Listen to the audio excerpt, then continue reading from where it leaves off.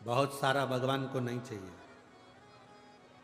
शिव महापुराण में यह भी कहीं नहीं लिखा कि तुम भगवान को 108 या 1008 या 1008 बेलपत्र समर्पित करोगे तो शिव जी प्रसन्न हो जाएंगे। शिव महापुराण की कथा तो यहां तक कहती है, एक बेलपत्र की पत्ती को आप अगर बीच में से, ये एक बड़ी पत्ती, उसके बीच में दो पत्ती और दो पत्ती के बीच में जो गैप है, बीच पत्ती में, इस पत्ती और दो पत्ती के बीच में जो जगह है, अगर आप इस पत्ती को यहां से स्पर्श कर कर, इस पत्ती को यहां से स्पर्श कर कर शंकर भगवान के शिवलिंग पर अगर आप श्री शिवाय नमस्तुभ्यम कहकर, पंचाक्षर मंत्र नमः शिवाय कहकर, षडाक्षर मंत्र ओम नमः शिवाय कहकर यदि शंकर के शिवलिंग पर समर्पित करते हो तो वो 108 बेलपत्र का काम कर जाती है। पकड़ने का स्थान देखिए,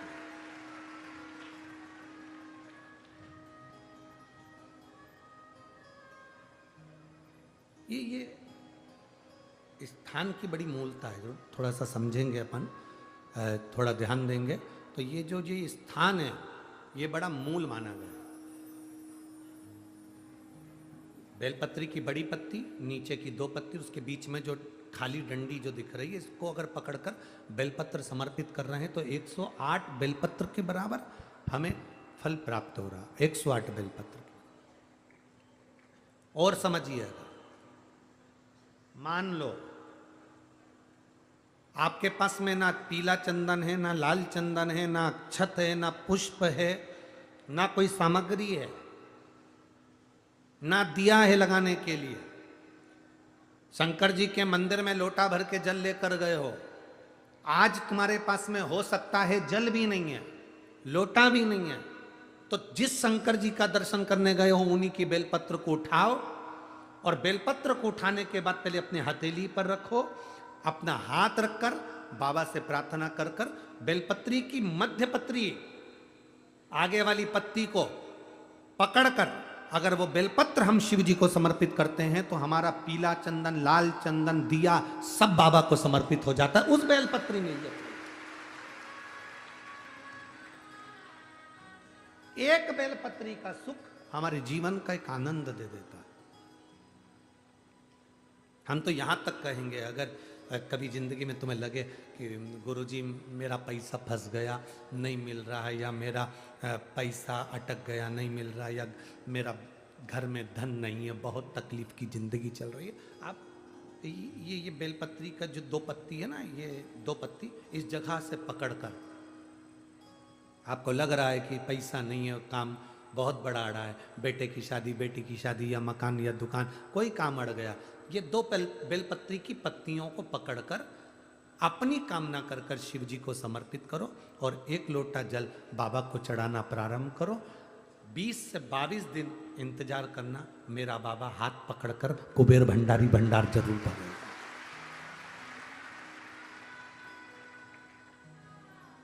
दो पत्ती को पकड़कर, लोग कहते हैं ब्रह्मा विष्णु महेश हैं बेलपत्री में, शिवजी के 3 नेत्र हैं बेलपत्री में, शंकर भगवान के त्रिशूल की 3 कोर है बेलपत्री में।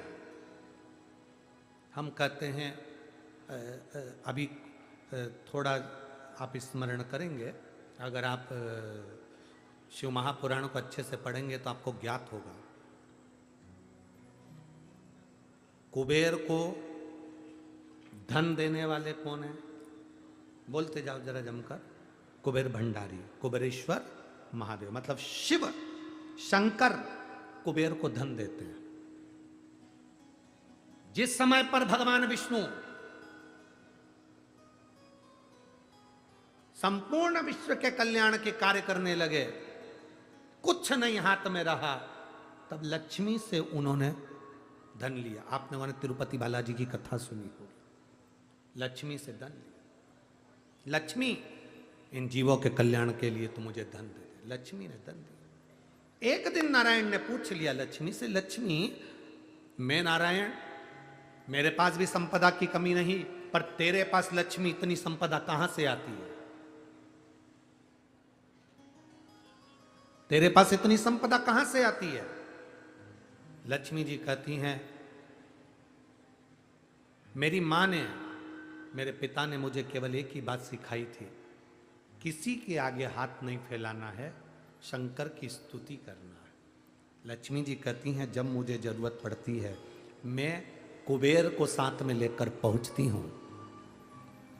बेलपत्री की ये बीच वाली पत्ती है शिव, माता लक्ष्मी और कुबेर, उन दोनों के सामने हाथ पसार कर कुबेरेश्वर महादेव से मांग रहे हैं, भगवान शंकर से मांग रहे हैं। लक्ष्मी जी कहती हैं, वो शिव मुझे प्रदान करते हैं दोनों हाथों से, और मैं वो लेकर आती हूं जनमानस के कल्याण।